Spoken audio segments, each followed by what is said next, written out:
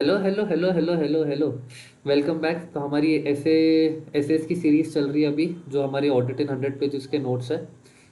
आज हम जो चैप्टर कर रहे हैं, हम जो ऐसे कर रहे हैं, दैट इज योर ऐसे 260। ऐसे 260 is communication with TCWG। Your TCWG stand for दोस्त चार्ज विद गवर्नेंस। दोस्त चार्ज विद गवर्नेंस के साथ आप कैसे कम्युनिकेट करना है, क्या कम्युनिकेशन करना है, उसका प्रोसेस क्या है, वो सब हम ये स्टैंडर्ड में देखेंगे।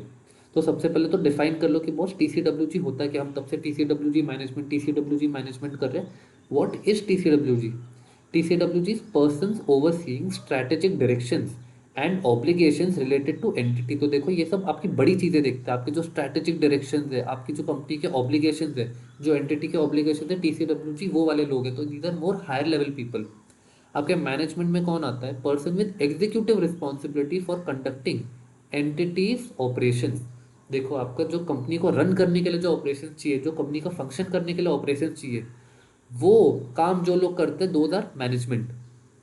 TCWG मैनेजमेंट के भी और ऊपर ये लोग एकदम स्ट्रैटेजिक डायरेक्शन देखते हो, ऊपर ऊपर की चीज़ें देखते हैं कि भाई कंपनी बेचनी है क्या, हम या हम ये मार्केट में घुसते हैं। तो ये सब आपका TCWG है। अच्छा, अब आपकी ऑडिटर रिस्पॉन्सिबिलिटीज़ क्या है? Auditor responsibility determine the appropriate person to whom to communicate. उसको पकड़ना पड़ेगा ना कि भाई किसको कम्युनिकेट करना। मुझे अगर कुछ मिला, हमने जब से जो बोला कि कम्युनिकेट विद TCWG या डिस्कस विद TCWG, ऑडिटर को आइडेंटिफाई करना पड़ेगा ना कि बॉस TCWG मतलब कौन।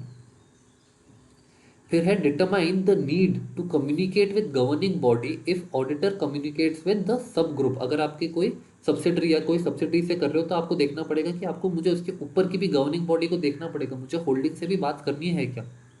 तो आपको ये डिटरमाइन करना है। फिर नेक्स्ट क्या है? If all TCWG are involve in managing entity and matter has been communicated with person having managerial responsibility, the matters need not be communicated again to the same person in their governing role। नहीं समझा? अरे कहना क्या चाहते हो? नहीं समझा ना? चलो फिर से पढ़ते हैं। If all TCWG are involve in managing entity. तो देखो हमने क्या बोला कि TCWG है जो है मेरी, वो ही मेरी एंटिटी को मैनेज भी करी। मतलब बेसिकली मेरा TCWG and management are the same person, and matter has been communicated with person having managerial responsibility. आपने बेसिकली मैनेजमेंट को तो कम्युनिकेट कर दिया है।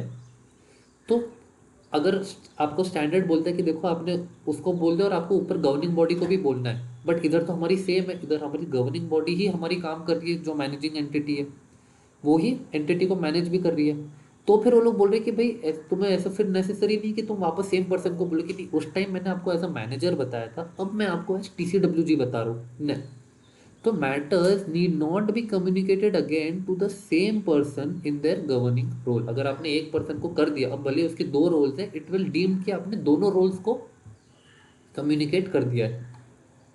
ठीक है। फिर क्या आपका मैटर्स टू बी कम्युनिकेटेड, क्या क्या कम्युनिकेट करना है? That is auditor's responsibilities with respect to financial statements. आपको ये बताना पड़ेगा, देखो मेरी रिस्पॉन्सिबिलिटी है फाइनेंशियल स्टेटमेंट्स में क्या है और आपकी क्या है, वो आपको बताना पड़ेगा। Plan scope and timing of audit. आप बताओगे कि मैं ऑडिट कब करूंगा एंड मैं कितना करूंगा, मेरा स्कोप क्या होगा ऑडिट का, मैं क्या क्या चीज़ें कवर करने वाला हूँ, ये सब आपको पहले से बताना पड़ेगा। किसको? TCWG को।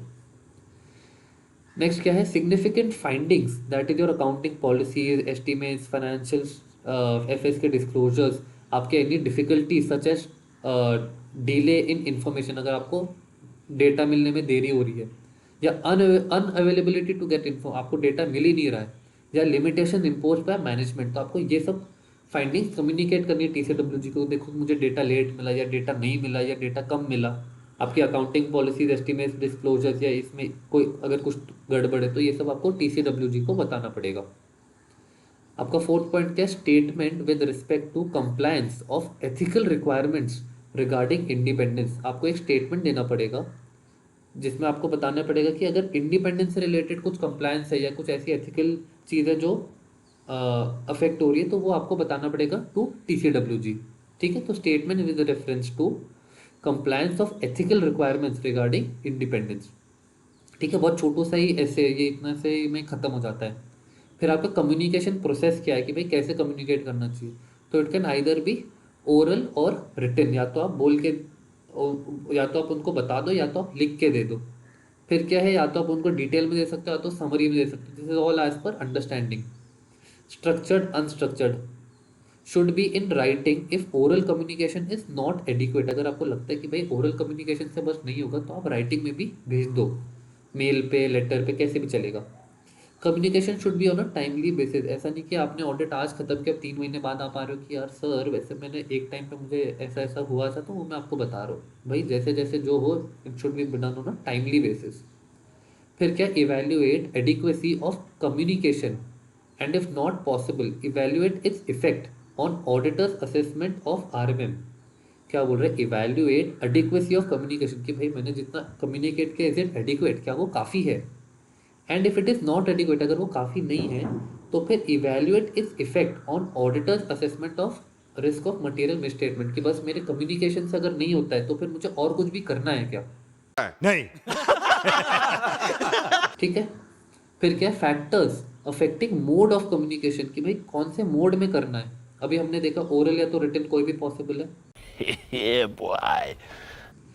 तो ये क्या बोलता है, size, operating structure, legal structure of the entity, इससे फर्क पड़ेगा। देखो अगर लीगल, अगर आपका ऑपरेटिंग स्ट्रक्चर बहुत बड़ी, अगर very multiple layers of entity है तो इसमें यूजुअली बोलने से नहीं होगा, इसमें आपको रिटन भेजना रहेगा। अगर साइज बहुत बड़ी है एंटिटी की, रिलायंस जैसी कोई कंपनी, कोई बहुत बड़ी साइज की कंपनी है, तो इसमें आपको यूजुअली सब में रिटन रहेगा। नेक्स्ट पॉइंट क्या है, in case of audit of special purpose financial statements, whether auditor also audit general purpose financial statement। अगर आपकी कोई स्पेशल ऑडिट हो रही है, कोई आपकी स्पेशल पर्पस के लिए ऑडिट हो रही है, तो आपको ये भी फर्क पड़ेगा कि अच्छा मेरी जो जनरल पर्पस ऑडिट होती है वो भी मैं ही करता हूँ क्या, यही ऑडिटर करता है क्या, उससे भी आपका फर्क पड़ेगा। फिर नेक्स्ट क्या है, amount of ongoing contact and dialogue between auditor and TCWG. तो बेसिकली और ऑडिटर एंड टीसीडब्ल्यूजी कितना टच में रहते हैं, कितनी बातचीत करते हैं एक दूसरे से, उस बेसिस पर डिपेंड करेगा।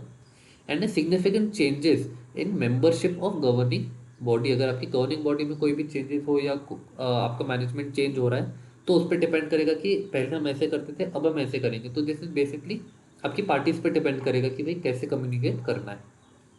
ठीक है। एंड इसी से अपना ऐसे 260 खत्म हो गया।